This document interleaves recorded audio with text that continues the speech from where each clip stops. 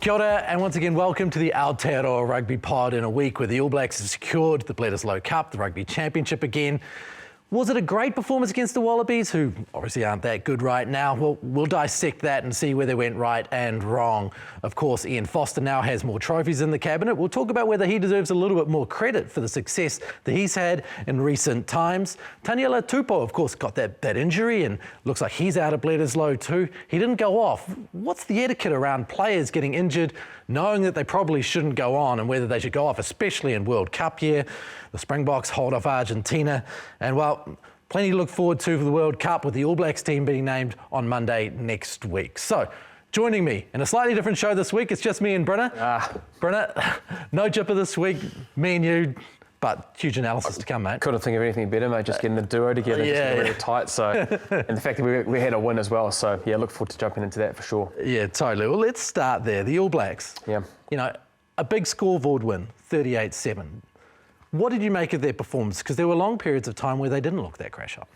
Oh, look, I think with how, with the good starts we've had the last 2 weeks, probably the perception is that we're going to win this game against the Australians, who haven't been so successful the first two rounds. But, to their credit, there were periods of that game where I thought Australia played well, especially in that first 20 minutes, with the likes of Karevi, and I thought Korobiti starting really well. They scored just after the Frizzell try. So, and then, unfortunately, the thing that we continue to keep talking about with the Australians is their discipline. You had two yellow cards, Korobiti in the 25th minute. We scored a try with Cody Taylor just after that. And then there's obviously another one with Tupou, the Tupou incident, which we'll probably touch on around whether he needed to be taken off or not. But we scored 3 tries in that situation. So, for an All Black team, you've got to be able to take the chance that are given to you. And look, if teams are going to give away yellow cards and we're then going to be cerebral around that and scoring 4 tries within that yellow period stage, then it's great for us. But I think, one thing that I did see the difference was that short side attack that they used a lot, which was really good. So there must have been some preview and analysis around seeing that short side defence of the Wallabies and being able to get some good go forward ball there. And what it does do, it opens up to be able to score a try on the open side. Now look, 22 phases for Will Jordan's try. They probably didn't think around swinging both ways, but what they did do is they used the continuation of our big go-forward balls. I thought Scott Barrett on the weekend was outstanding, and he's really the focal point and around that breakdown area, which I think we're winning a lot with the likes of Shannon Frizzell as well. But marrying up that collision area, going through on the breakdown, and then pulling trigger 22 phases later, and there's a lot of guys that'll be tired. But if you look at that try with Will Jordan, Geordie Barrett's running the 12 ball, you've got a 13 down with Rieko Ioane, you've got out the back to Richie, and then you've got Beauden Barrett on a rover line, and then the bridge pass. So, at the moment, it looks very Island-esque. And I'd hate to think that obviously Joe Smith would be a big part of that phase play attack, but I'm really enjoying the likes of that attacking structure, especially in long periods of phases where you might have to score tries against these top teams moving forward. What do you mean by a rover line? So if you look at that example with Will Jordan's try in the 40th minute, Geordie Barrett's got that ball, and you've got Rieko Ioane that's coming down on a short ball, and the animation that we talk around, getting guys in and around that area, so the defensive people have to make a read based on what their picture is. So it's gone out the back to Richie, and if you see Beauden Barrett, he's just floating in behind Richie. And so then what that does defensively, if you're second or last defender, you've got to take him into account. And if he's there, if he's not there, then they can make that tackle knowing that there's no animation or person there. So what that did, it gave a chance for a little dummy and then over the top to Will Jordan, which is a form of animation, and guys knowing their role. And it seems very, like I said, Island-esque. And the high phase counts, and everybody nailing their job and then being able to score after 22 phases. Mate, you come in strong early. You come in real strong. It's cerebral. Yep. A lot of animation. Yeah, it was. It was. And I think that's the improvement that we've had. I think the 3 years that we've touched on a lot in the last 12 to 24 months, Ross, is around with the All Blacks. The breakdown, which I think has been a lot better. You don't score off 22 phases if you're not getting your breakdown right. Our kicking game, whether it be our attacking kicks of 12, 15, 10, I think tactically Richie was really good around his long kicking game, his contestable games, and really having some good game management. And then our set piece. We're getting back to that really strong, dominant scrum as well, with the likes of Lomax and De Groot being in there. We're getting some really dominant scrum penalties and big moments in test matches. And now defensively, when it comes to line-out mauls. We've only let 1 try, and I know Jason Ryan will continue to keep harping on to that group, that they want to be better in that space. But look, is it safe to say that I want to back the All Blacks for the World Cup after all these things? Say it now. Like, we were going to ask the question in a few weeks' time anyway, and we know what the answer is going to be. Well, I just think those are the 3 years that I think we've just improved a lot with, and I think coming back to you at the top, Ross, around Ian Foster and giving him a pat on the back, I definitely think he deserves it. He's brought in Jason Ryan and Joe Smith and has some and obviously we needed to get some people into ruffle a few feathers and get the better All Black squad, and we're seeing that come to fruition right now. So I definitely think Ian Foster's done a great job with that group. He'll continue to keep growing and getting the messages around being better, which they always continue to want to. It's no perfect game, so they'll be wanting to strive for that perfection. But look, they've had a great start, 3-0, and the way that they've done it, especially with our forward pack and the continuation of our phase play attack, we're sitting pretty well at the moment. It is an interesting point, the Ian Foster point. We had a viewer comment come in. Please make comments in the YouTube or send an email to Aotearoa Rugby Pod at sky.co.nz. Vernon Howe on YouTube made this comment. He basically said Ian Foster must be given credit for his resilience and his strategy. And let's face it, I'm probably as bad as anyone. I've given heat to Ian Foster over the last year or so. New Zealanders have given him a lot of heat after the series loss to Ireland, the 2 losses to Argentina. But on paper, he hasn't lost anything. He's won 3 rugby championships, a Tri-Nations the year that the rugby championship didn't happen. He's kept the Bledisloe for 4 years. He's held on to the Freedom Cup for 4 years. So on paper, it's not quite as bad as it seems overall, in that it's not an absolute disaster. Probably the Northern Hemisphere trips have not gone to plan. And I think that's it, Ross. I think that's probably the way that it's been kind of thought about in this part of the country. Look, I think anytime you can win the Freedom Cup, Bledisloe, the Rugby Championship, and your jobs, he's obviously not going to be there for 2024. It just shows, I guess, where the rugby country is and what our expectation is of the All Blacks. But what it has done, and it's not, obviously whether Ian wanted to be able to reappoint himself post the World Cup, that decision's already been made. But what he did do after that, that tough season last year when they went over to South Africa, he made some changes in the areas that he thought that they needed to make, with bringing the likes of Joe Schmidt and Jason Ryan, So he was able to be self-aware enough that, I need a bit of help here, we need a bit of a change. It hasn't worked through this transition period post the World Cup in 2019, and I know there were COVID restrictions and that kind of stuff, but what they have done now, and we're seeing the best of the All Blacks team right now with those appointments, and I think also as well, you've got to give a pat on the back for the players.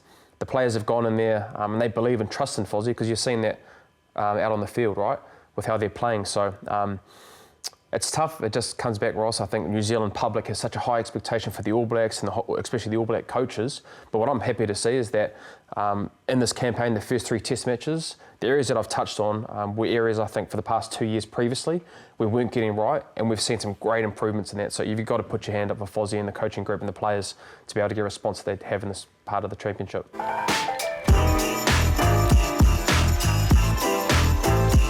It's a good chance to give Finlay Christie some substantial minutes and give Roygaard substantial minutes. By giving Aaron Smith his last test at home, are you missing out on your chance to properly prep this squad? For me personally, I think yes. I would love to see a Cam Roygaard or a Finlay Christie start. Because, I know they probably won't, because with Aaron Smith, he deserves to go down to Forsyth Bar, play in front of his family, his friends. He's done so much for the Highlanders region and the All Blacks as well. It's the best send-off to be able to give Aaron that. But, worst case scenario, if Aaron Smith gets injured in the first round against the French, as in is out for the whole tournament, when have we given these guys really an opportunity to have a chance to play starting a test match? Now, we both know that Aaron Smith's going to be the starter, and they're trying to make a decision now, I think, between Finlay and Roygaard, and even Brad Weber, who's played really well in the background for that All Blacks 15. I think it would be great to see Roygaard or Finlay get an opportunity, give Aaron Smith the week off for the greater good of then coming into the World Cup to see, right, these are the 2 guys, the three guys, they're ready to go, and we don't need to have Brad Weber. Or conversely, if they don't go well, then Brad Weber's been playing well, we know what we're going to get with him, we might bring him into the squad. So that's what I would do personally, but understanding, I think, with what Forsyth Bar, the test match being down there, I think Aaron will start, and it's whether you give Cam Roygaard or Finlay Christie another opportunity. After this interview, which we'll play for you in just a moment, we'll touch on the Springboks and we'll touch on Argentina a little bit more and touch on what could happen at the World Cup and could happen in the Bledisloe this weekend. But now's a good chance to catch up with Finlay Christie and learn a little bit about how he went from gymnastics to the All Blacks. Before I let Big Jip get into obviously the code side, you're a golfer, obviously. Well, I want to be. Yeah, we all want to be golfers. Yeah. Who is your worst partner that you don't want to be with? And then obviously maybe your best round that you've had on tour, and probably the best place you've played that you've loved. He's going to kill me, but worst partner maybe Will Jordan. Yeah, that's fair, man. Yeah, it's fair. Good chat and everything, but when he gets in the red and gets his duck hooks going, tough to sort of keep him in the blue. Yeah, yeah. Is he still trying to Sounds bend like the you're ball talking about both my ways? golf game. But nah, it's a good group of lads, and yeah, golf's such an enjoyable thing to do on the day off and get you out of the hotel. So Best round, come on. What was your best round? What's your lowest? mine, maybe like an 81 or something. Ooh, what's your handicap? Used to be a burglar, but unfortunately the handicap's come down. What are you now? About 11, 12. Ooh, that's nice. Need to get That's it back up, So. It's actually hard to go back up, Yeah. isn't it? It brings you down. It's like an ego thing. I think they bring you down fast and then they let you out slowly. It's not good. So, try to get a few rounds in this week and get it back up. Yeah. Nice. Now, Code, Joe Schmidt, like you had a lot to do with him, obviously with the Blues. He's now in that All Black environment. Really interested to know like what impact he had on you as an individual, but then also in both of those groups, and how influential he's been. He's so knowledgeable and so experienced, and he's just so well prepared in anything you sort of ask him or whatever he's going to coach you, that he'll have thousands of clips on something if you ask him for some feedback or whatever it is. He knows all the oppositions you're going to play, whether it's a reserve halfback or something, he'll know everything about him. But I was lucky enough to have him at the Blues as well, and he sort of drove that. He was sort of defence for us, but as well as that, he drove a lot of our breakdown and sort of just like I don't know how to explain, like game culture, like our work rate or willing to work, and all the little things that don't really require talent, he sort of pushed. And I think, what he did for us at the Blues was a big reason as to why we made the final that year and why we had that such a good season. And it's awesome to see him in that All Blacks environment now, sort of driving those same, I guess, standards and those little things. And the impact he's had over the last year has been massive as well. So he's a great coach, and it's awesome having him along with us. Geez, Mark Liam must be his favourite player if he likes effort areas. Mumba's going pretty well. Spiders on him at the moment. So Just to go back a little bit more, obviously Leo McDonald gave you an opportunity with Tasman. Yep. Because you obviously went a little bit of an unconventional route, obviously going down south, and also the growth of your area, because I think when you're at Tasman, the growth that you had as a rugby player, you look like you really knew your role in that. And obviously you've kicked on with the Blues, with Joe Schmidt, and then been in the All Blacks. But maybe that time at the Tasman Marco, did it really set you up firstly in professional rugby? Yeah, I guess it did. What it's like at the Crusaders, and I guess Tasman are, an off-cut of that and the way they run their teams, and it's very detail-based, and you just get to know your role really well and sort of figure out what you need to do for the team. And when I first started playing rugby, I had no idea what I was doing. Even those first few years at Tasman, had no idea, and I guess run around like a headless chook, just trying to do everything. But those early years at Tasman really set me up, I think. Just like I said, getting to know the basics of rugby and what you need to do as a nine, and the culture there is pretty cool. So I think I was pretty lucky to end up there, and I love going back there. You referred to a few times the fact that you were pretty new into the game. Like, as you came out of school, you were literally really only just a top-level player, weren't you? You were a real late bloomer. Yeah, very late bloomer.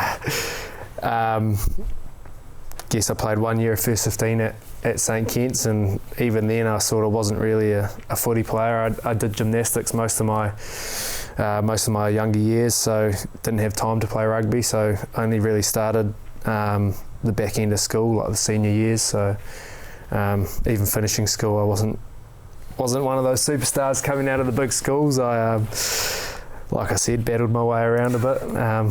Almost got a diesel mechanics apprenticeship, but then somehow found my way down at uni in Christchurch, and all went from there pretty quickly. Got that contract in Tasman, and Gymnastic must have taught you a bit though, in terms of the approach and the discipline of it.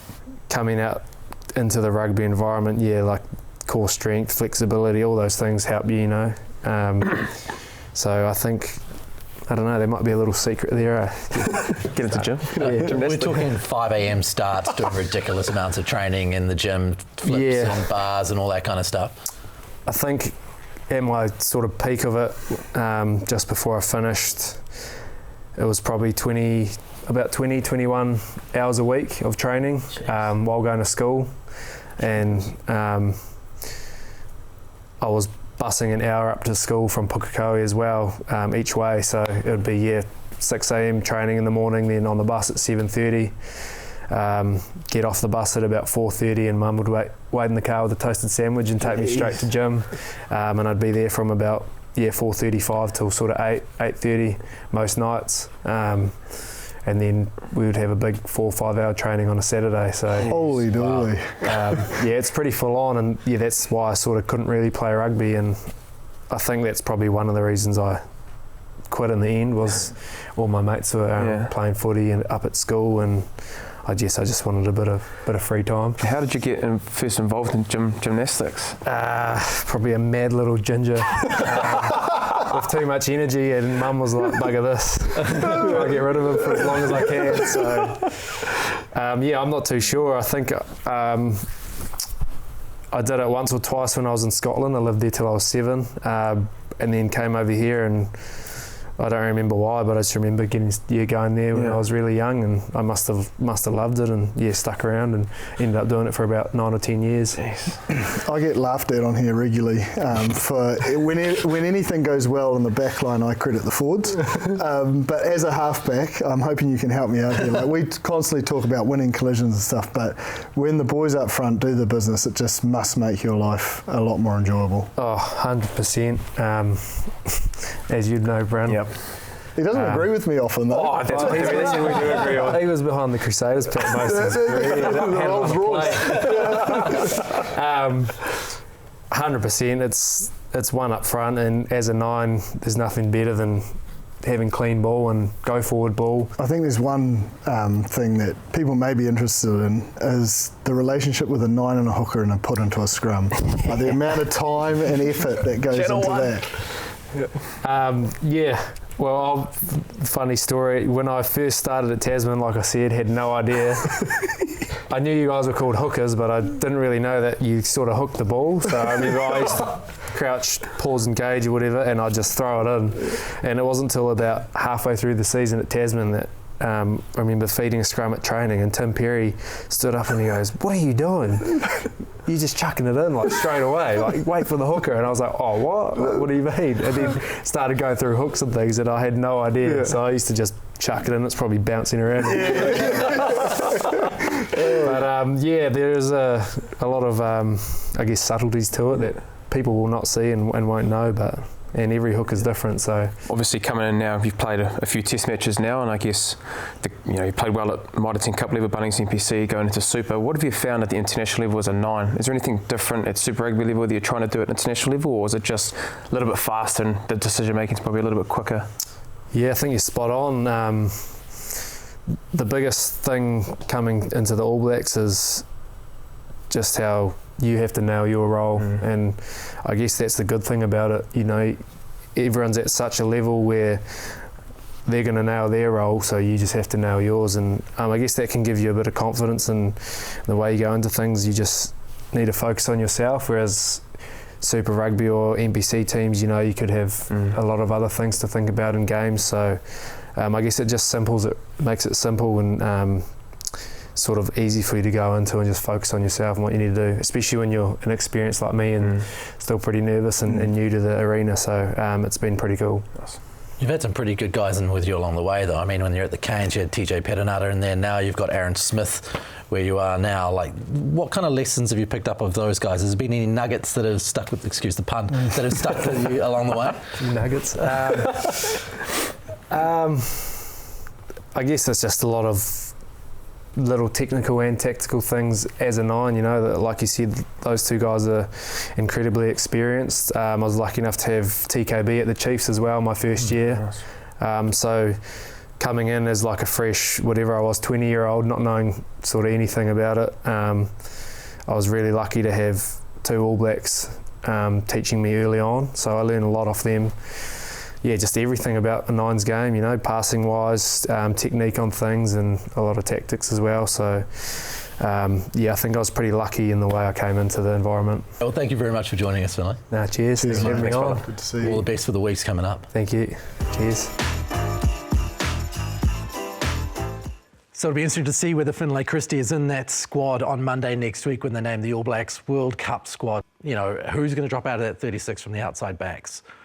Is it going to be Narawa? Is it going to be Caleb Clark? Or is it going to be Lester Whainga-Nuku, who hasn't had a chance really to show his game yet?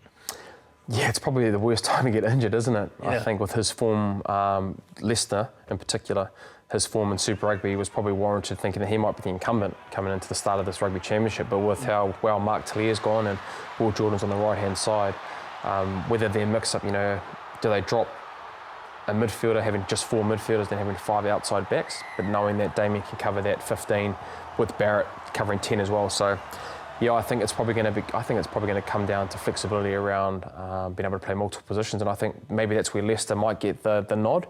I think it'll probably be out of Clark, Leicester and Narawa, I think, out of those 3. And what Leicester has done, he can play centre, he can play winger. Worst case scenario, he might actually be able to cover a loose forward. Possibly, who knows? You know what I mean? Yeah, he does a turnover. He does. So, yeah, but at the same time, you've got to be out on the field. Your currency has been out on the field.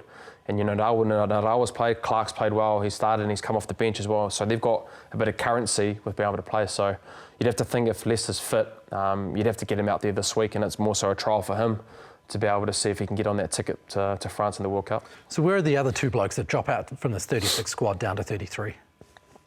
You'd have to think a midfielder. You know, you obviously got David Havili, I think, before Geordie got his opportunity as a guy that they must see as a 12. You obviously got Dallas McLeod there, who was given was called into the squad, due to his good performance at the Crusaders. You know, I think that might be one position there where if Davey comes in, then maybe Dallas jumps out, or vice versa, they keep Dow and Davey doesn't come back. But then I think also maybe dropping a lock and a loose forward, just with the position. You know, I think we've got multiple guys that can cover that 6. You look at probably Tupou Vai and Scott Barrett can cover that 6 position not at a pinch, but they can do that. More so Tupou.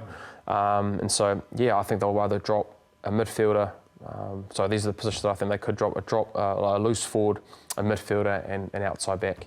That's where I think they'll be going forward. So it is amazing to think that he's not even really in the conversation right now. Like, consider Sean Stevenson, considering the year he had, Here we are, heading in with all his depth, and Sean Stevenson not in the squad, not really in the conversation. Oh, man, you look at the other positions as well. You look at Luke Jacobson, who had a great season for the Chiefs. You had Semi Penifina, who was great for the Chiefs. We haven't seen him. Dallas McLeod, you can say the same as well.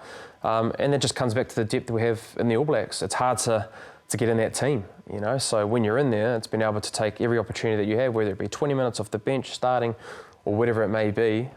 You take it, because at the moment, it's quite hard to get on the field, you know, even for the likes of Sean. So we have to wait and see in that space how it goes. Poor old Grant Williams in the Springboks, he was off the field real quick. Yep. You know, that was pretty tough to watch from the kickoff, the way, you know, he took the player, I think it was Juan Cruz Malia, you know, he did the charge down successfully, then caught him with a hip to the face. He went down, he was flat, you know, and he was obviously knocked out. Probably one problem is that the game wasn't called quick enough with this bloke lying prone on the field. The next issue is, you know, what happens in that position when a person successfully does what they need to do, like a charge down, and then someone gets knocked out off the back. You know, I think we saw Caleb Clark last year going for one and taking a bloke out and getting a red card. The result is the same.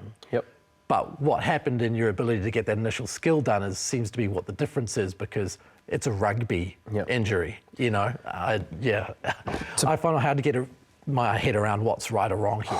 You know, my understanding is if there's any part of your body that hits the head first, it's a red card. You know, so it wasn't even a red card. It wasn't even a yellow card, right? No. There was nothing. Nothing there. So the consistency we're looking at there, and some referees will be able to police that, saying that's a red card. Some people will say it's a yellow card, then there's no penalty, you know. So the consistency in that area, man, like, it's one area that I think we need to be a lot better on. And so I think, feel real sorry for Grant Williams. He's a really talented halfback, and I know that he had some good cameos off the bench, has played really well for the Sharks. And I thought, you know, it was a great opportunity for him, especially being at home in South Africa, to get that test match. Certainly, I remember being in Tokyo for 2019, and pool play was just full of red cards. And it was one of the talking points of the tournament, just how many of them were happening and how it was necessary, but at times it was ruining games, and it's hard to get your head around the fact that the 20-minute rule isn't there. I suppose the other thing for me that I find interesting about it is that the rules on one hand encourage something and on the other hand discourage it. So, you know, you're allowed to charge down a ball. You're openly encouraged to charge down a ball. But by openly encouraged to complete a particular skill, you're putting yourself and somebody else in danger by doing it, and then you're most likely carded for it. Like, the messaging there is a little bit off. It is off, but it's no different from a tackle. There's 200 tackles in a game, and you've been policed pretty brutally in reviews or previews. Your body height is so crucial to be able to get it right and wrong, especially with how much variables around someone coming in really, really low or someone coming in high. So an education is done. But, again, with that law not coming in at the Rugby World Cup, you just got to be so squeaky clean and understanding situationally, especially in big games, you've got to get it right, whether that's a charge down or a hip or your body height or whatever. The best team that's able to adapt to that is probably going to win, which we don't want it to be like that, right, Ross? Yeah. We want the ability for guys to go out there, play instinctively, be real decisive and not worry about the rules and if I'm a little bit high here or I get that wrong, I'm chasing the ball really, really hard. It's a pivotal point of this game. I get it wrong just a touch and it's a red card and that costs your nation for 4 years. Yeah. You know what I mean? So yeah. The 20-minute rule, bring it back. Like, where's the camera? Like, bring it back. Like 20 minutes. Come on, World Rugby. For the sake of the World Cup, 20 minutes. Bring them back on. Tell Bill Beaumont. Bill, I know, mate. We haven't talked, but please, it'd be great for us to be able to have that 20-minute red card. It's worked wonders down here, down south. So, but yeah, it'd be great to see.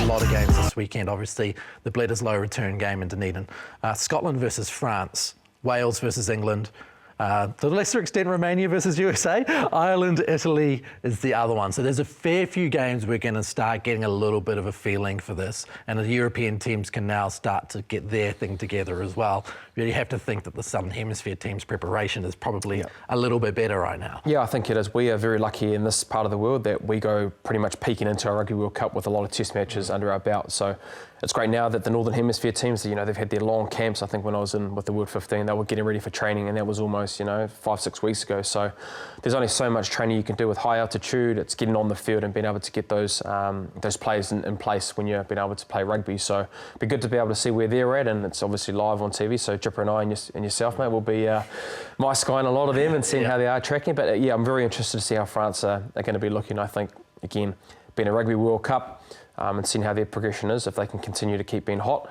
and make their run for that Rugby World Cup. We've obviously done a lot of Super Rugby pre-season stuff where you build and then the first couple of weeks are a little bit more shaky. How do you plan a Northern Hemisphere build up here coming in without a major competition? Is it actually quite a good thing to be in a position where probably you've taken less blows to the body, a little bit less, or, is there a way where you could find that as a positive? You definitely could find it as a positive. Yeah, you can, but I think it just takes maybe a couple of test matches to be able to get your body going and the touches and the fitness side of it. Look, you can do 5 or 6 weeks of running, conditioning games, scenario-based rugby games, but man, when it comes to the first 20 minutes of your first game, doesn't matter how fit you are blowing, and it takes a bit of time to get the legs underneath you. So, they would have gone through their plans and the coaching, the SNC staff to try and get them best fitted to then go to the Rugby World Cup to peak, because I think at the same time you need to get the balance right of the loading in the early part of the World Cup, because let's be honest, in some pools you could probably get away with the heavier load in the early part of the Rugby World Cup, knowing for the rugby, for the back end for the quarterfinal stage, it's pretty much just recovery and you're not getting that load. So the best teams in the world probably get that variety and that balance right, but what they are going to do now, the Northern Hemisphere teams, now they're going to start their run, and you'd have to think the next couple of test matches for them, for all of those countries, it's going to set them up well to then go hissing into that Rugby World Cup to start. Oh, you're hissing, mate. You've been outstanding on the Bryn Hall show today. Bryn Hall show. It's been a big, strong performance from you. The full 80 minutes. Hey, full 80 minutes. I only play 50 minutes, so yeah, it's been miss you, Jip, so definitely need you back here. We'll probably have James Parsons back with us next week, of course. So thank you, Bryn, once again, for all your insider knowledge. And we'll see you next week when we'll have an All Blacks World Cup squad in hand, which will be really interesting. A few more World Cup warm-up games to talk about, Bledisloe Cup as well. And we'll really get into intersect that, as well as a really interesting interview with Geordie Barrett, who, wow, he loves the detail of the game. I think that was the thing that struck me about Geordie Barrett in that interview, right? Like he loves a bit of detail. Yeah, he does, and I think all those Barretts do. I know Scott spent a lot of time with him. They're good around the detail, but it's leading into why he's playing so well. So May the detail continue. He's got a detailed game around his golf as well, so maybe that might be in that short as well. Yeah. You would think he hits a super big ball? We ask him that question as well. So, all of the important questions next week on the Aotearoa Rugby Pod. Please get in touch with us with your questions, either in the YouTube comments section or send us an email, aotearoarugbypod@sky.co.nz. We'll try our best to get to them as soon as we can in the lead up to the World Cup. Mā te wā.